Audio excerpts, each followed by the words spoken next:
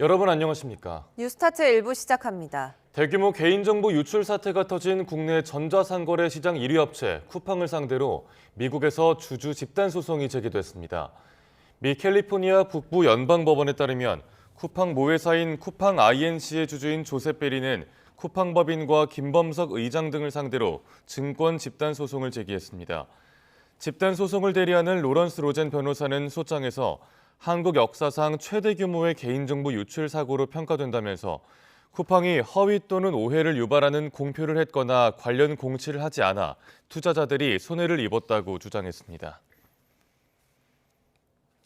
쿠팡 개인정보 유출 사태가 터진 지 약 한 달이 됐지만 쿠팡은 여전히 사태 해결에 미온적인 모습만 보이고 있습니다. 중요한 공지는 휴일에만 내놓고 있어서 사태 축소에만 급급하다는 비판이 커지고 있습니다. 오동건 기자입니다. 쿠팡 개인정보 유출 사태가 처음 언론에 알려진 건 지난달 20일. 당시 공개된 유출 규모는 4천여 명이었습니다. 하지만 열흘도 채 지나지 않아 유출된 계정이 3,370만 개를 다는 사실이 드러났습니다. 하지만 쿠팡은 이렇게 중대한 사실을 토요일인 지난달 29일 오후 6시 58분에야 문자로 공지했습니다. 박대준 당시 쿠팡 대표는 긴급 관계부처 장관 회의에 참석해야 했던 다음 날에야 뒤늦게 카메라 앞에 섰습니다. 너무 죄송한 말씀과 사과의 말씀을 드리고 싶습니다. 법적 책임을 의식한 듯 쿠팡이 이번 사태를 정보 유출이 아닌 정보 노출로 표현한 점도 도마 위에 올랐습니다. 노출이라는 표현을 썼다? 쿠팡 대표님 왜 이런 표현을 썼어요? 어떤 책임을 모면하고자 하는 그런 의미는 아니었었고요. 논란이 커지자 쿠팡은 닷새가 지난 뒤에야 노출을 유출로 고친 2차 사과문을 게시했습니다. 이 공지가 올라온 날도 역시 12월 7일 일요일이었습니다. 발표와 사과가 모두 토요일과 일요일에 몰린 셈인데 뉴스 확산을 피하려는 의도는 아닌지 의혹을 숨길 수 없는 대목입니다. 주말에는 사실은 이제 일반 시민들이나 독자들이 또는 시청자들이 뉴스를 관심 있게 보는 시간이 별로 많지 않거든요. 사람들의 관심을 좀 덜 받게 하기 위한 의도라고 보여지고요. 더군다나 쿠팡이 사과문마저 공유할 때 광고 미리 보기가 노출되도록 설정하면서 국민적 분노는 더욱 커졌습니다. 박대준 전 대표가 물러나고 후임으로 온 로저스 신임 대표가 참석한 쿠팡 청문회는 기본적인 소통조차 안 되는 맹탕 청문회로 마무리됐습니다. If you're asking me in reference to this document, then it's a PowerPoint. Unfortunately, it's in Korean and I do not speak Korean, so I'm not sure what it says. 쿠팡 측은 이번 최악의 보안 사고에 대해 책임 있는 보상안을 내놓겠다고 밝혔지만 아직 구체적인 내용은 전혀 나오지 않았습니다. 책임의 정점에 있는 김범석 의장은 침묵을 지키고 사태 수습보다는 축소에만 애쓰는 국민 쇼핑몰 쿠팡의 모습에 개인정보를 털린 3천여만 명의 불안만 커져가고 있습니다. YTN 오동건입니다. 코로나19가 한창이던 2020년 쿠팡 물류센터에서 집단 감염이 발생해 방역수칙에 대한 지적이 이어졌는데요. 당시 김범석 씨가 대표했던 쿠팡은 첫 확진자였던 직원 개인의 탓으로 몰아가기 위해 보안 메일을 사용해 정체를 숨기고 언론 플레이를 시도했던 정황이 드러났습니다. 이 소식은 유세연 기자가 보도합니다. 지난 2020년 7월 누군가 영국 BBC에 보낸 메일입니다. 한국에 코로나를 퍼뜨린 슈퍼 확산자 142번 환자가 있는데 아직 기사로 다루지 않았다는 내용입니다. 이 142번 환자는 당시 쿠팡 물류센터에서 나왔던 첫 확진자입니다. 이메일 아이디는 걱정되는 서울, 도메일은 프로톤 메일로 되어 있는데 프로톤 메일은 개인정보 보호가 가능한 스위스 기반 암호화 이메일 서비스입니다. 정체를 철저히 숨기려고 하는 듯한데 이 메일 발송자 사실 쿠팡입니다. 쿠팡 측은 이렇게 익명에 숨어 같은 메일을 외신 30여 곳에 보냈는데 대체 왜 그랬을까? 당시 쿠팡 최고 개인정보 보호 책임자 A씨와 정보보안팀 관리자가 나눈 메신저 대화를 보면 알 수 있습니다. A씨는 김범석 대표와 다른 직원 B씨의 생각은 영어권 언론 매체에 쿠팡 정보를 실어 한국 언론에 인용되도록 하는 것이라며 한국어로 인용 보도되면 한국 이용자들이 이를 확산하고 환자를 공격할 거로 B씨는 믿고 있다고 적었습니다. 쿠팡 부천 물류센터에서 142번 환자가 나온 뒤 집단 감염으로 이어지자 쿠팡을 향한 비판이 이어지던 상황에서 코로나19 확산의 책임을 이른바 언론 플레이를 통해 직원 개인에게 떠넘기려 한 것으로 의심되는 대목입니다. 그 과정에서 행여나 자신들 정체가 알려질까 추적이 불가한 보안 메일까지 동원한 건데 정작 3,370만 명의 고객 개인정보 관리는 소홀했다는 지적이 나옵니다. 이 같은 의혹에 대해 쿠팡 측은 해임된 전 임원이 불만을 가지고 왜곡된 주장을 하고 있다고 반박했습니다. YTN 유서연입니다.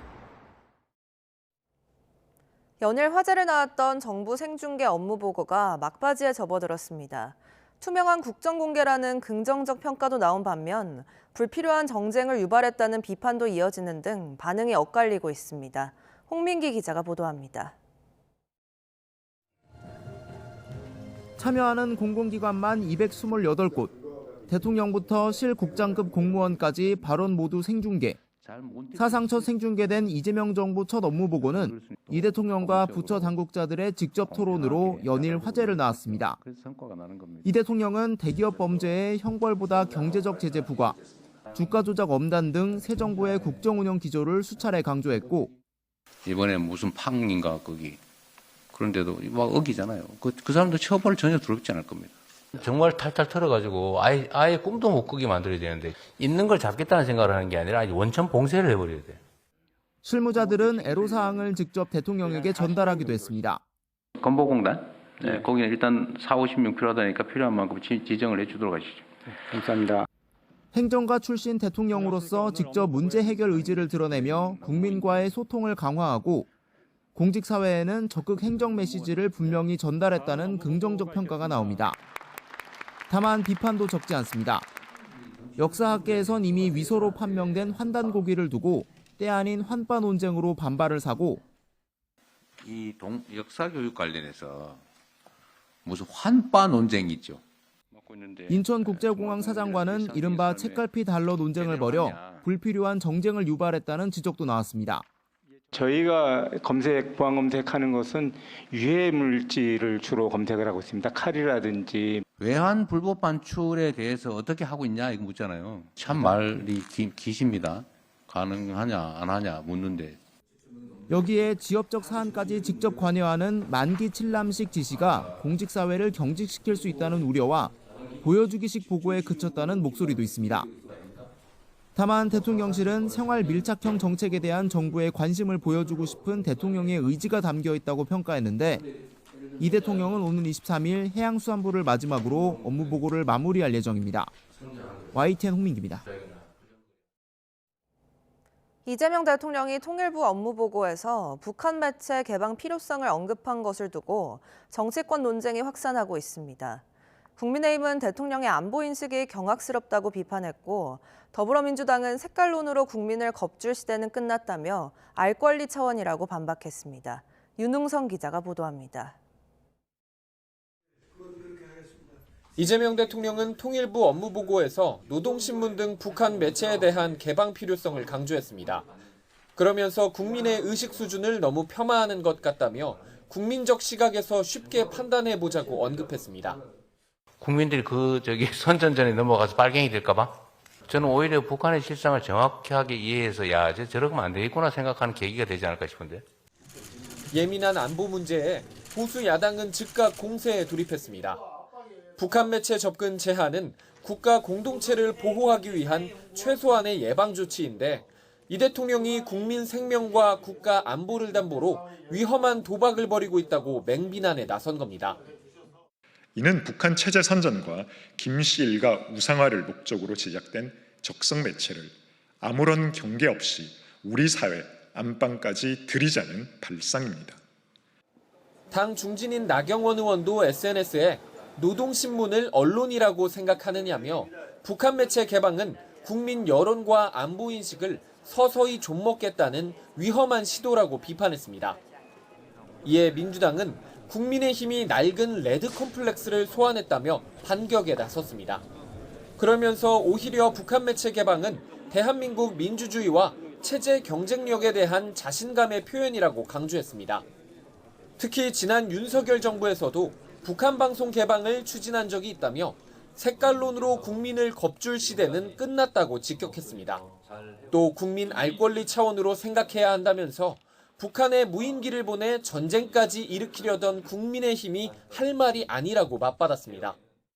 정권 유지를 위해서라면 전쟁도 불사하겠다던 대통령을 배출한 그런 내란을 동조한 당에서 또 이 민주당의 안보관을 문제 삼는 것은 굉장히 어불성설이라는 생각이 듭니다.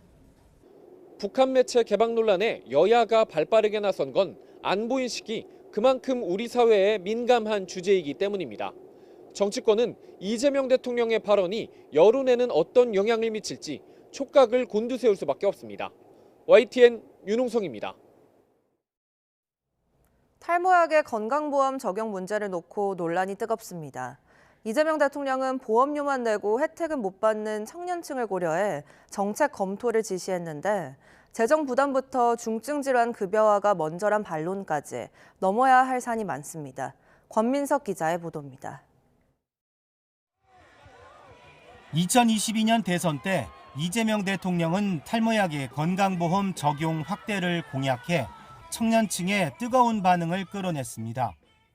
이재명을 뽑는다고요?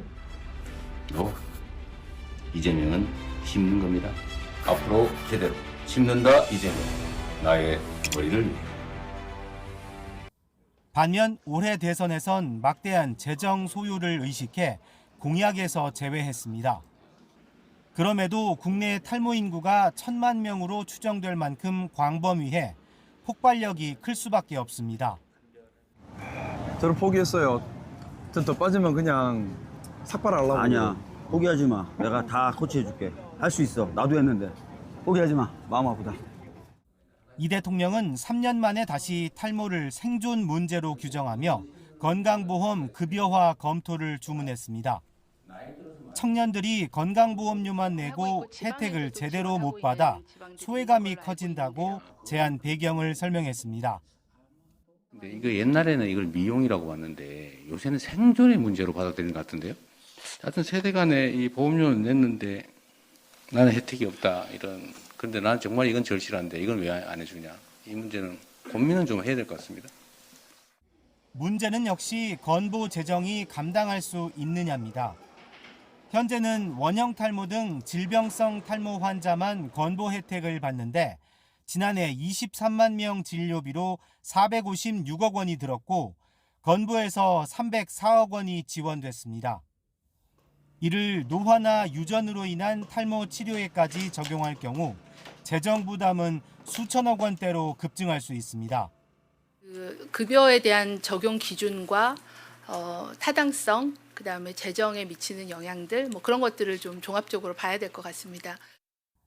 건보 편입으로 약값이 내려가면 그동안 진료받지 않던 샤이 탈모인까지 나서 잠재 수요를 자극할 여지도 있습니다.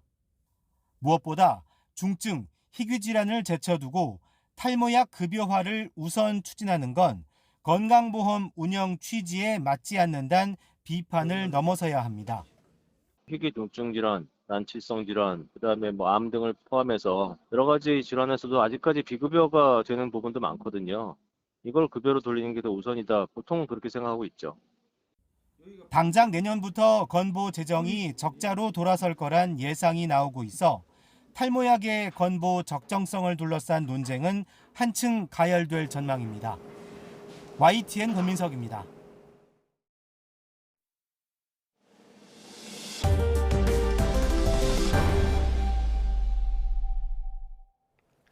김건희 특검이 수사기한 종료를 앞두고 윤석열 전 대통령을 처음으로 불러 조사했습니다. 특검은 김건희 씨 금품 수수 등을 알았는지 추궁했지만 윤 전 대통령은 모든 혐의를 부인한 걸로 전해졌습니다. 김주영 기자가 보도합니다. 법무부 교정본부 차량이 서울 종로구 김건희 특검 사무실 건물로 들어섭니다.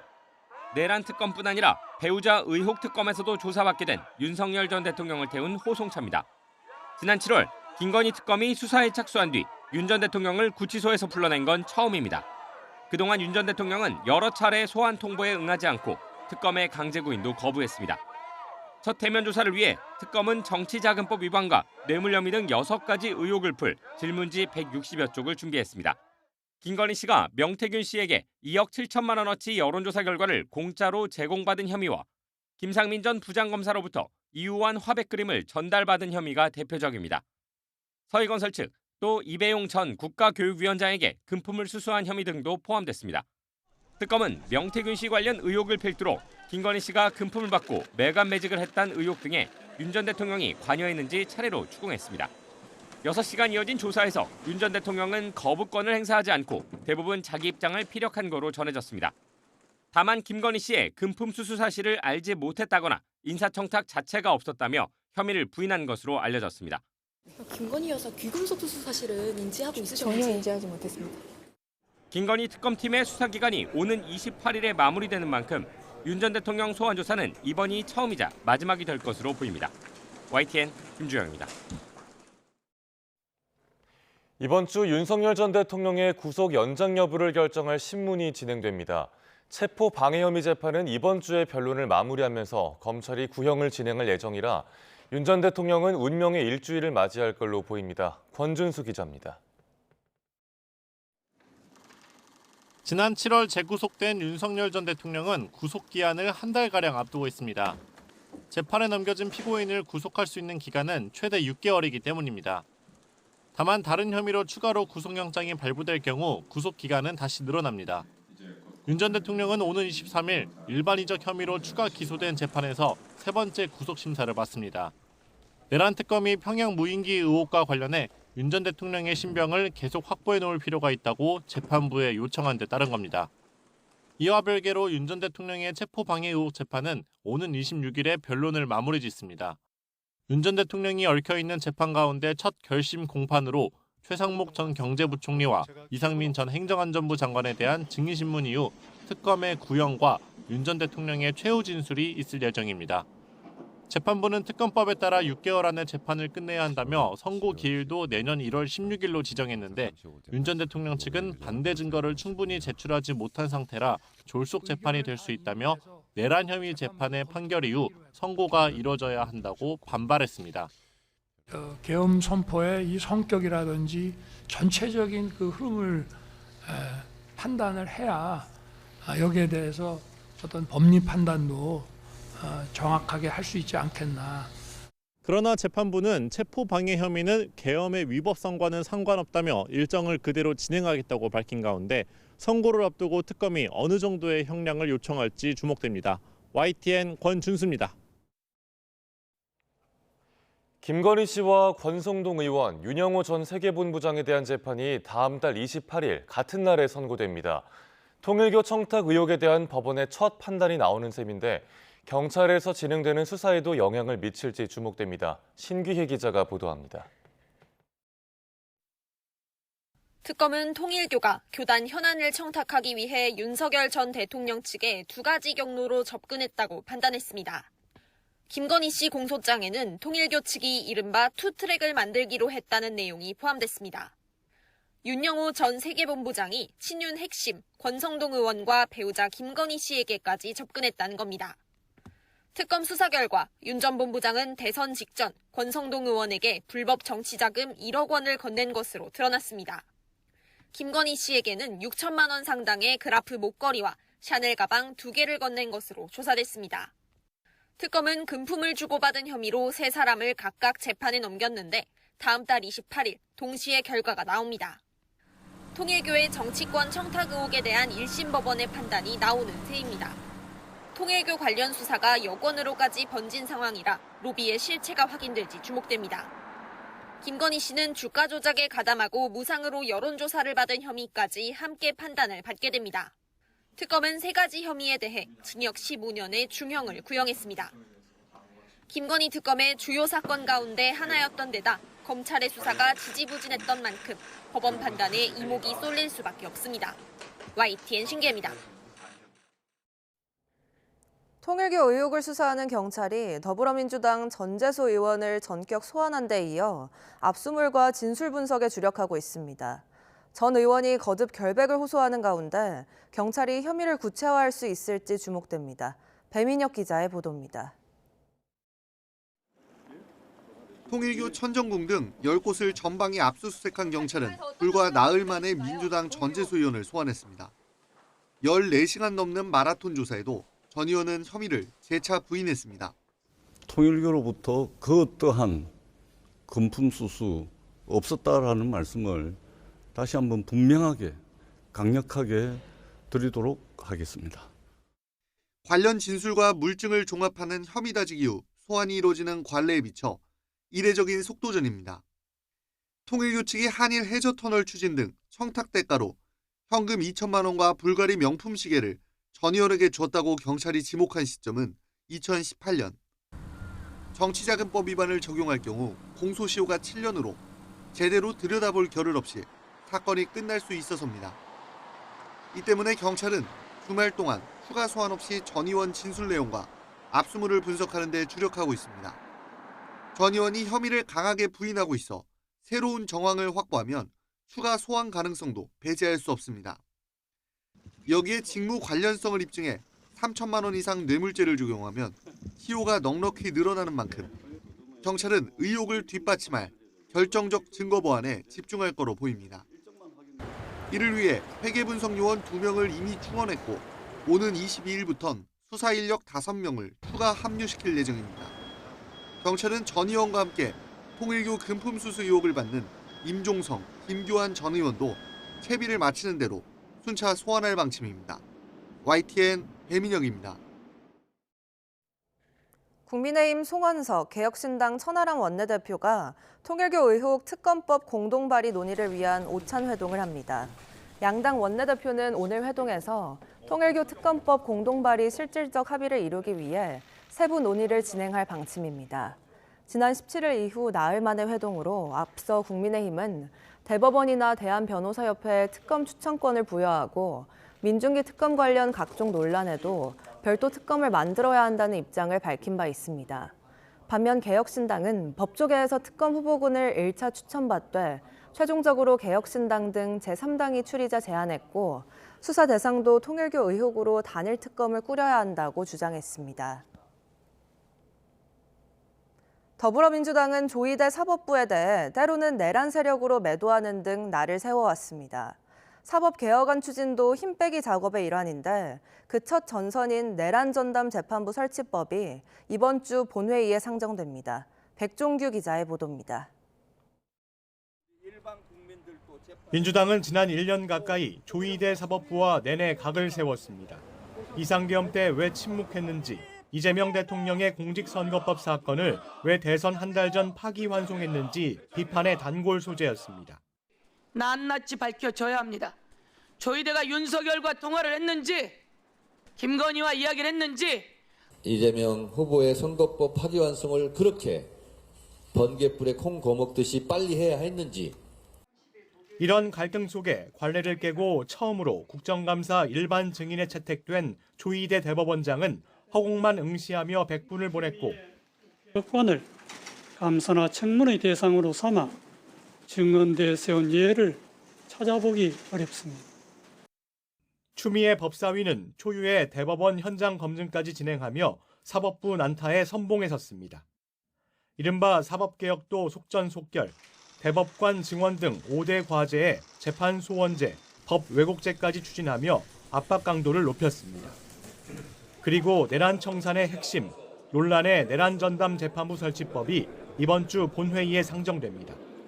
무작위 배당 원칙을 깨고 입맛에 맞는 판사를 고르는 거냐는 위헌 시비 속에 민주당은 2차례 의원총회를 거치며 한 발 물러선 수정안을 마련했습니다. 한간에 최소화한다고 그러니까 그게 말이 되냐 이런 비판도 많이 있었는데요. 위헌 소지를 없앴다 이렇게 정리를 하겠습니다. 민주당은 크리스마스 이브를 디데이로 잡았는데 사법부는 국가 중요 사건의 전담 재판부를 만드는 예규를 기습 발표하며 일종의 반격에 나섰습니다. 내란재판부 수정안이라고 하는 것이 이제 저희들이 간과할 수 없는 여러 가지 문제점이 있다고 보았습니다. 처분적 재판부 구성이라고 하는 것은 여전히 위헌적인 요소가 있다는 것이고. 그러자 우군으로 꼽히는 조국혁신당도 입법 필요성이 낮아졌다고 평가하는 등 동력이 다소 약해진 상황. 하지만 민주당은 사법부가 전담 재판부 정당성을 인정한 거라고 강행 의지를 드러냈습니다. 입법부인 국회에서 전담 재판부를 만들려고 하니까 그것을 반대하는 것. 이건 입법권 침해 아닙니까? 법이 통과되려고 하니까 예규 소동을 벌입니까? 내년 설날 전 법 왜곡죄 처리를 약속하는 등 사법개혁 시간표가 촘촘하고 강경 지지층의 의지도 완강하기 때문인데 비판 여론은 일부 변수입니다. 내란 재판부 설치법이 국회 문턱을 넘더라도 위헌 법률 심판 제청이 이루어지면 오히려 재판이 지연될 수 있습니다. 지방선거를 앞두고 역풍 위기 의식도 있는 만큼 사법개혁 세부 시간표를 두고 민주당의 고민이 깊어질 것으로 관측됩니다. YTN 백종규입니다. 더불어민주당이 추진하는 내란 전담재판부 법안에 대응해 대법원이 선제적으로 전담재판부를 두는 예규를 만들기로 했습니다. 명칭은 같지만 윤석열 전 대통령 등 내란 사건 주요 피고인들의 항소심 재판에 미칠 영향은 상당히 다를 수 있다는 관측이 나옵니다. 조성호 기자의 보도입니다. 민주당이 추진하는 내란 전담재판부는 비상계엄 관련 사건 처리에 속도를 내는 별도 재판부를 두는 게 뼈대입니다. 대법원이 자체적으로 제시한 국가적 중요 사건 전담재판부도 마찬가지입니다. 내란과 외환죄, 군형법상 반란죄를 집중 심리하도록 했습니다. 사실상 항소심부터 적용되는 것도 같습니다. 대법원 안의 핵심은 무작위 배당입니다. 법원의 통상적인 절차에 따라 임의로 재판부를 배정하되 다른 사건은 맡기지 않는 방식으로 신속한 처리를 지원하겠다는 겁니다. 따로 추천위원회를 두는 민주당 안과 확연히 다릅니다. 민주당은 애초 법무부와 헌법재판소가 전담재판부 추천에 관여하도록 했습니다. 위헌 소지가 크다는 지적이 나오자 판사회의 등 법원 내부 인사들이 추천하도록 수정했습니다. 하지만 특정 사건만 다른 방식으로 배당한다는 점에서 시비 가능성은 남아있습니다. 이에 대법원이 논란이 훨씬 적은 대안을 내놓은 거란 해석이 나옵니다. 사법행정권 이 부분이 입법부에 의해서 대체되는 그런 이제 위헌적인 상태를 막을 수 있다는 것하고 무작위 전산 배당에 의한 배당의 공정성 이 부분을 갖다가 저희들이 확보할 수 있기 때문에 두 점에서 크게 본질적인 차이가 있다고 생각합니다. 윤석열 전 대통령의 이례적 구속 취소 결정, 내란 재판 장기화로 불신을 자초한 법원이 뒤늦게나마 신속하고 공정한 재판을 담보하는 자구책을 마련한 셈입니다. 하지만 민주당 법안이 국회를 통과하면 대법원 예규는 무용지물이 됩니다. 추천위원회 구성과 재판부 추천, 대법관 회의와 대법원장 임명을 거쳐야 전담 재판부가 꾸려집니다. 그렇더라도 윤 전 대통령을 비롯한 피고인들이 전담 재판부의 위헌성을 주장할 가능성이 큽니다. 법원이 헌재의 위헌 법률 심판을 제청하면 재판이 중단되고 헌재 결정을 기다리는 사이 구속 피고인이 기간 만료로 석방될 가능성도 배제할 수 없습니다. 국민적 관심이 집중된 역사적 사건을 빠르게 매듭지어야 한다는 입법 취지가 오히려 무색해질 수 있다는 우려도 적지 않습니다. YTN 조성호입니다.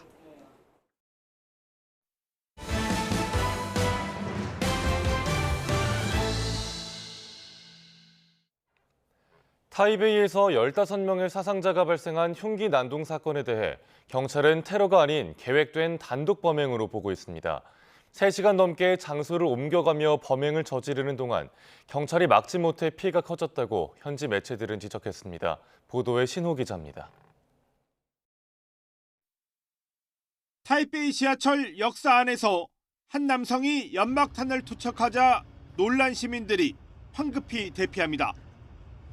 호텔로 가서 흉기까지 챙겨온 남성은 다시 인파가 많은 번화가로 나왔습니다.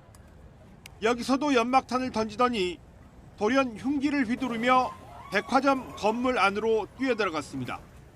因为我根本就不知道发生什么事，所以那时候其实也不知道到底发生什么事，所以我那时候也就是看着大家都跑，然后就跟着一起往上跑，然后出来才知道到底发生什么事。 연막탄 투척 난동을 벌이기 1시간 전에는 1km 정도 떨어진 곳에서 3건의 방화도 저지른 것으로 조사됐습니다. 那在15点40到15点54分，这个嫌犯到台北市林森北路长安东路去做纵火，造成汽机车的毁损。 오후 3시 40분부터 6시 50분까지 3시간 넘게 최소 3곳에서 범행이 이루어졌는데도 경찰은 막지 못했습니다. 백화점 5층에서 뛰어내린 용의자를 포함해 4명이 사망했고 11명이 다쳤습니다. 경찰은 테러가 아닌 계획된 단독 범행으로 보고 있습니다. 용의자가 지난 16일 범행 장소를 미리 물색했고 18일에는 백화점 직원에게 옥상에 가는 방법도 물어본 것으로 파악됐습니다. 一旦接获电话，一旦接获讯息，快速部队一定要尽速赶到，而且要有能力制止这种攻击行为。 정부가 주요 공공시설에 대한 경계를 강화하고 철저한 수사를 약속하며 민심을 달래고 있지만 연말 도심에서 벌어진 흉기 난동 사건에 타이완 사회는 큰 충격에 빠졌습니다. YTN 신호입니다. 시리아 내 이슬람 급진 무장단체인 IS 시설 70여 곳에 대해 미군이 대규모 공습에 나섰습니다. 최근 미군 병사 등 3명이 사망한 것에 대한 복수를 하면서 공습이 계속될 것을 예고했습니다. 정유신 기자입니다. 어두운 밤 폭격으로 화염과 섬광이 이어집니다. 미군 중부사령부가 시리아 내 70개가 넘는 IS 시설에 대해 대규모 공습에 나섰다고 밝혔습니다. F-15 전투기와 아파치 공격 헬기, 하이마스 로켓 등이 총동원됐고 요르단도 동참했습니다. 이번 합동 공습으로 IS 조직원 최소 5명이 숨진 것으로 파악됐습니다. 이번 대규모 공격은 지난 13일 시리아 팔미라에서 발생한 기습으로 미군 병사 등 3명이 숨진 데 대한 보복 차원입니다. 전사한 병사들의 운구식에 거수경례로 애도한 트럼프 미 대통령은 정당한 보복을 강조했습니다. I ordered a massive strike on the terrorists that killed our 3 great patriots last week. 작전명인 호크아이는 숨진 미군 병사들의 출신지인 아이오와주의 별칭에서 따왔습니다. 피트 헤그세스 미 국방장관은 전쟁의 시작이 아닌 복수의 선언이라며 공습이 계속될 것을 예고했습니다. 한때 이슬람 국가를 표방했던 IS 조직은 2019년 이후 연합군의 공세로 약화됐지만 시리아 안보 공백을 틈타 재건을 노리고 있습니다. 유엔 안보리는 현재 시리아와 이라크에 남은 IS 전투원이 최대 3,000명 수준으로 보고 있습니다. 미 중부사령부는 지난 1년간 IS가 미국 내 표적을 상대로 최소 11차례의 공격 모의가 있었다며 반군 119명을 체포하고 14명을 사살했다고 밝혔습니다. YTN 정신입니다. 도널드 트럼프 미국 대통령이 BBC를 상대로 100억 달러, 우리 돈으로 15조 원 규모의 소송을 제기하며 또다시 언론을 법정으로 끌어냈습니다. 비판 언론을 위축시키려는 트럼프식 압박 전략이 연장선으로 보이는데 과연 BBC에도 통할까요? 권영희 기자가 보도합니다. 트럼프가 문제 삼는 건 BBC가 지난 2021년 방송한 다큐멘터리입니다. 이해 1월 6일 연설 일부를 편집해 폭력을 선동한 것처럼 왜곡했다고 주장합니다. 미국 플로리다 법원에 100억 달러를 내놓으라며 소송을 제기했습니다. I'm suing the BBC for putting words in my mouth. Literally, they put words in my mouth. They had me saying things that I never said coming out. 그러나 법률 전문가들은 이 소송이 시작 단계부터 성립 자체가 어려울 수 있다고 지적합니다. 문제가 된 다큐멘터리는 미국에서 정식으로 방영되지 않았습니다. There's been no publication, no harm in Florida, and the case should be properly dismissed. 관할권 문제를 넘긴다 해도 여전히 넘어야 할 큰 산이 있습니다. 미국 대통령은 웬만한 비판은 감내해야 하는 궁극적인 공인입니다. 영국 정부도 BBC의 책임과는 별개로 소송의 판단은 법원의 문제라고 선을 그었습니다. President Trump has every reason to be angry about it, and he may well want to proceed with a court case. That's for him to decide and for the BBC to answer. BBC는 판단 착오라며 편집 실수는 인정하고 사과했지만 법적 책임은 부인합니다. The apologizing is for the way the team edited President Trump's speech. 트럼프는 ABC, CBS, 월스트리트저널, 뉴욕타임스까지 잇따라 거액의 소송을 제기해 천문학적 합의금을 받아내기도 했습니다. 법원의 판단을 받으려 한다기보다 마음에 들지 않는 언론을 위축시키려는 시도입니다. BBC와의 이번 소송은 거액 청구로 언론의 재갈을 물리는 트럼프의 행태에 대한 또 하나의 시험대입니다. YTN 권영입니다. 미국의 대표적인 문화예술 공연장 케네디 센터의 명칭이 트럼프 케네디 센터로 바뀌었습니다. 트럼프 얼굴 주화에 이어 케네디 센터 명칭 변경까지 트럼프 대통령의 끝없는 이름 집착과 자기애, 북한 김정은 위원장이나 할 법한 행보란 비판까지 나오고 있습니다. 박영진 기자의 보도입니다. 케네디 센터 이사회는 기관명을 트럼프와 케네디 공연예술기념센터로 변경했다고 밝혔습니다. 트럼프 대통령의 공로를 기리기 위한 이사회 만장일치 결정이라며 웹사이트에도 즉각 반영했습니다. 취임 직후 이사진을 물갈이하고 직접 이사장으로 나선 트럼프 대통령. 트럼프 센터로 부르자던 자신의 바람이 현실이 되자 환영했습니다. We saved the Kennedy Center, and I was really, this was brought up by one of the very distinguished board members, and they voted on it, and there's a lot of board members, and they voted unanimously, so I was very honored by it. Thank you. 하지만 곧바로 만장일치 결정이라는 데 대한 반박이 나왔습니다. I was cut off, and then it was said that now the vote is unanimous. As an ex officio member, we do have a vote. I was not allowed to vote because I was muted. 이사회에 명칭 변경 권한이 있는지도 논란입니다. Only Congress can rename the Kennedy Center. The wannabe king and his sycophantic minions can't do it. 케네디 가문에서도 케네디 센터 명칭은 연방법에 따라 명명한 것이라며 링컨 기념관의 이름을 바꿀 수 없는 것처럼 케네디 센터의 이름도 바꿀 수 없다고 반발했습니다. 호텔과 골프장에 와인까지 사업가로서 자신의 이름을 브랜드화하고 상품과 서비스를 판매해온 트럼프 대통령. 대통령이 된 후엔 워싱턴 곳곳에 자신의 흔적을 남기려는 시도를 이어가고 있습니다. 트럼프 얼굴을 새긴 1달러 주화 제작을 강행하고 100만 달러를 내면 미국 영주권을 주는 골드카드에도 자신의 얼굴을 담았습니다. 백악관에 증축 중인 새 연회장에도 자신의 이름을 붙이는 방안을 검토 중인 것으로 알려졌습니다. 자신의 이름과 얼굴을 남기려는 트럼프 대통령의 집착에 대해 백악관은 브랜드 전략이라며 옹호하고 있지만 북한의 김정은 같은 독재자나 할 법한 권위주의적 행위라는 비판이 나오고 있습니다. YTN 박영진입니다. 영국에서 건강한 50대 남성이 매일 다량의 카페인이 들어간 이른바 에너지 음료를 마셨다가 뇌졸중으로 쓰러져 논란입니다. 전문가들이 역학조사에 나선 가운데 10대 청소년들에게 고카페인 음료 판매를 금지하는 방안도 검토되고 있습니다. 보도에 김선중 기자입니다. 매일 달리기를 하고 술과 담배는 입에도 대지 않았습니다. 늘 건강을 자부했던 54살 영국 남성은 하지만 갑자기 혈압이 크게 오르며 뇌졸중 판정을 받았습니다. 매일 마신 에너지 음료 8캔이 문제였습니다. The main way that these energy drinks have their effects is through caffeine and other stimulants. Now, these can have those effects on multiple parts of the body. They can increase the heart rate, the blood pressure. 이 남성이 마신 에너지 음료에는 160mg의 카페인이 함유되어 있었습니다. 어떤 음료는 500mg의 카페인이 들어있기도 했습니다. 차나 커피와 비교해도 월등히 많습니다. 영국 보건부는 하루 카페인 섭취량이 400mg을 넘지 말 것을 권장합니다. 많아야 커피 2-3잔 정도인데 이 남성은 매일 권장량의 3배를 마신 겁니다. 전문가들은 이번에 영국 의학 잡지에 실린 남성의 사례는 특히 10대들에게 더 경고의 의미가 있다고 말합니다.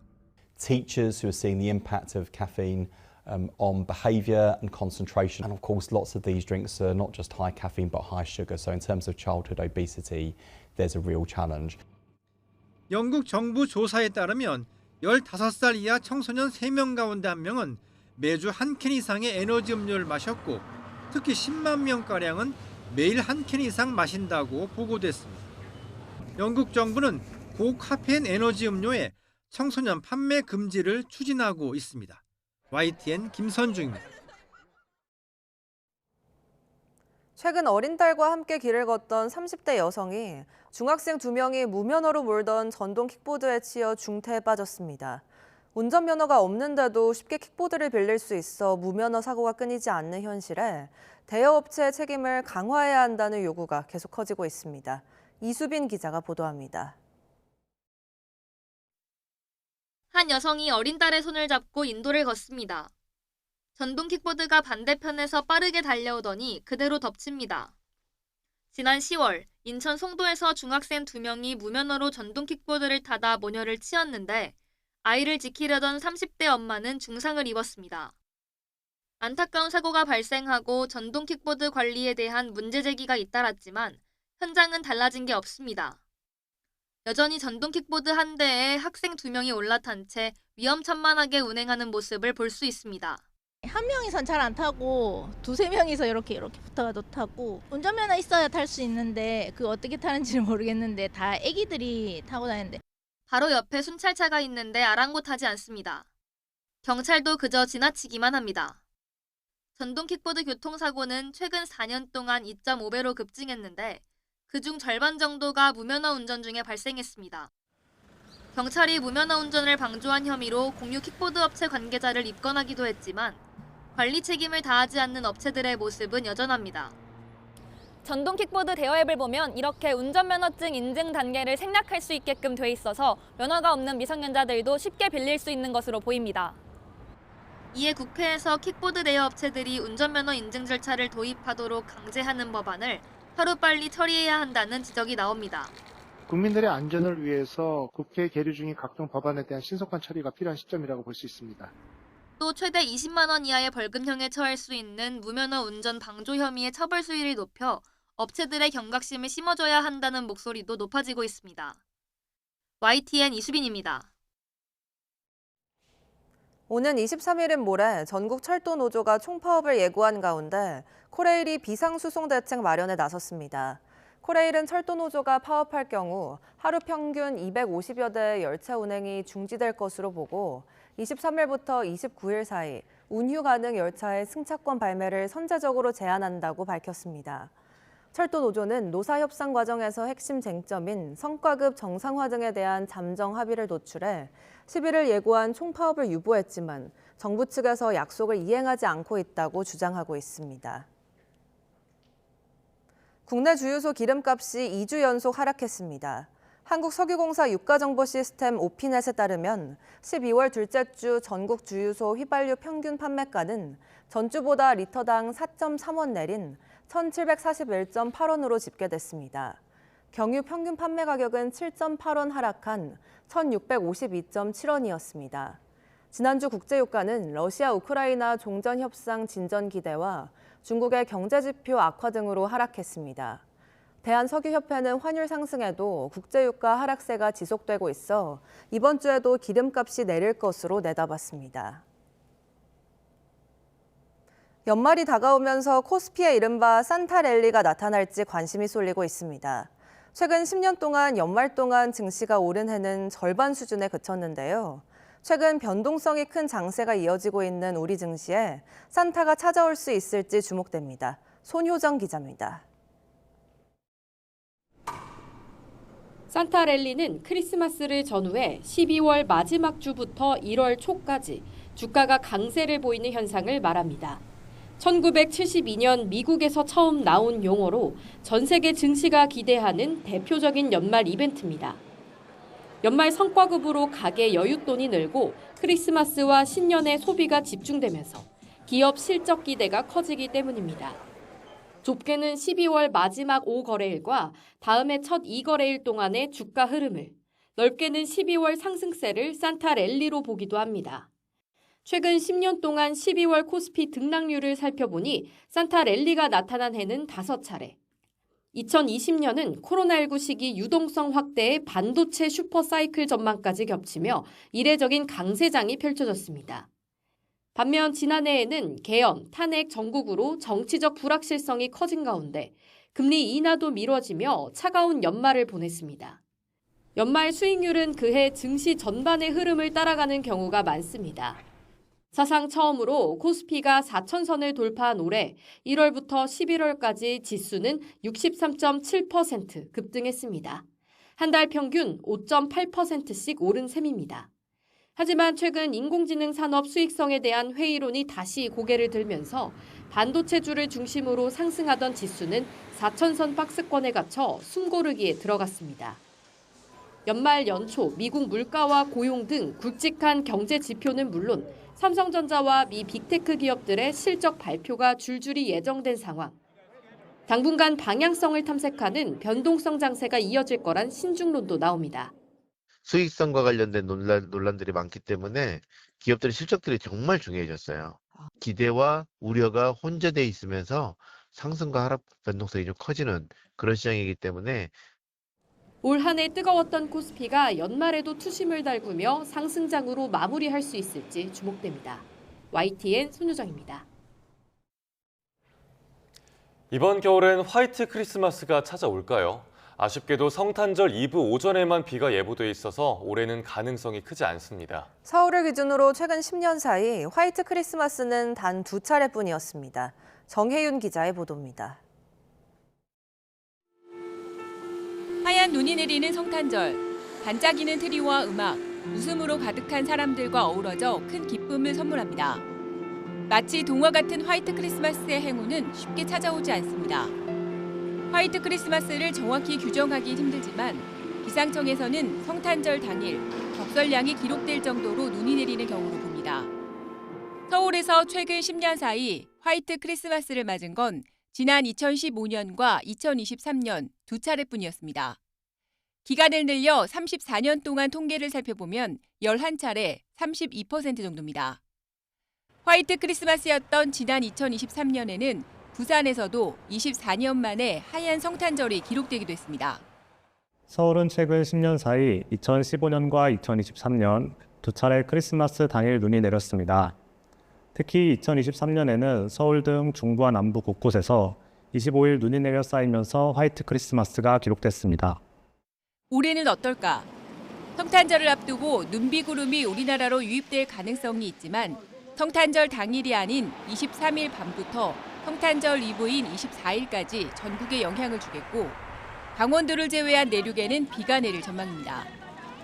성탄절 당일은 전국이 맑아 화이트 크리스마스의 가능성은 작습니다. 또 아침 기온이 영하로 내려가면서 강원도와 일부 산간, 이면도로에는 도로 살얼음이 만들어질 수 있는 만큼 성탄절에 나들이 하려면 사고가 나지 않도록 조심해야 합니다. YTN 정혜윤입니다. 성탄절이면 돌아오는 북미 항공우주방위사령부 노라드의 산타클로스 추적 이벤트를 올해는 한국에서도 웹사이트를 통해 즐길 수 있게 됩니다. 북미 영공방위를 위해 미국과 캐나다가 공동으로 운영하는 군사조직인 노라드는 크리스마스 이브가 되면 산타의 현지 위치를 실시간 중계하는 서비스를 제공합니다. 현지 시간 19일 AP통신에 따르면 노라드는 올해 처음으로 미국 외 지역에 거주하는 이들을 위해 웹사이트를 통한 전화 연결 기능을 도입해 전 세계로 확대했습니다. 레오 14세 교황이 다음 달 7일부터 8일까지 추기경 회의를 소집했다고 AP통신이 현지 시간 20일 보도했습니다. 이번 회의는 레오 14세가 지난 5월 교황으로 선출된 뒤 처음으로 전 세계 추기경을 바티칸으로 소집했다는 의미가 있습니다. AP통신은 이번 회의는 새해가 교황직의 비공식적 출발이라는 것을 보여주는 신호라고 분석했습니다. 유대인 축제를 겨냥한 총격 테러로 15명이 희생된 호주 시드니 본다이 해변에서 해상구조원 수백 명이 추모식을 열었습니다. 노란색 상의에 빨간색 반바지 유니폼을 입은 해상구조원들은 현지 시간 20일 아침 본다이 해변 모래사장에 한 줄로 서서 바다를 바라보면서 2분간 희생자들을 기리는 묵념을 올렸습니다.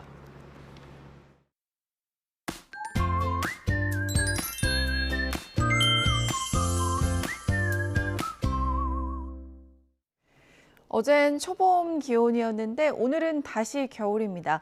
현재 서울 기온은 영하 1.7도, 체감온도는 영하 5도를 밑돌고 있고요. 낮 기온도 2도에 머물면서 어제보다 9도가량이나 낮아져서 춥겠습니다. 오늘 하늘은 맑겠지만 바람이 불어서 체감온도를 더 끌어내립니다. 전국적으로 바람이 초속 15m 이상으로 매우 강하게 부니까요. 시설물 피해 없도록 유의해 주시길 바랍니다. 현재 기온 살펴보겠습니다. 춘천 인천 영하 1.1도, 대구가 4.6도고요. 낮 기온은 어제보다 많게는 10도가량 뚝 떨어집니다. 서울이 2도, 청주 3도, 대전 5도, 부산은 8도에 머물 것으로 보입니다. 이번 주 화요일과 수요일에는 전국적으로 비나 눈이 오겠고 성탄절에는 맑고 큰 추위 없을 전망입니다. 날씨였습니다. 뉴스타트 1부 마칩니다. 잠시 후 2부가 이어집니다. 시청해주신 여러분 고맙습니다.